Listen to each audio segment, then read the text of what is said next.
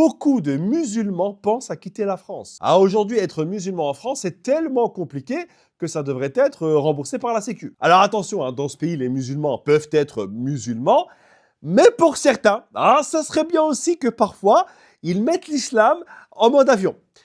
Et je suis pas sûr de cette fin de phrase. Par exemple, tu as la porte-parole du gouvernement qui s'est exprimée sur les mamans qui portent le voile durant les sorties scolaires.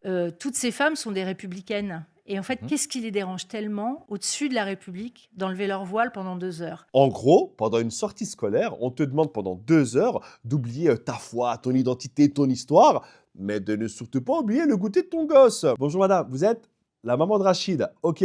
Ah, c'est vous qui avez ramené les gâteaux hier? Ah, ils étaient juste excellents, merci beaucoup. Par contre, le foulard, ça va pas être possible. Allez, foutez-moi ça à la poubelle, on y va. Et la pression sur les musulmans va même jusqu'à la scolarité des enfants. Tu as des préfets qui ferment des lycées, à tel point qu'aujourd'hui en France, il n'y a plus aucun lycée privé musulman sous contrat. Alors que tu as des lycées comme celui de Betaram, où il y a des dingueries qui en 30 ans n'ont jamais été contrôlées.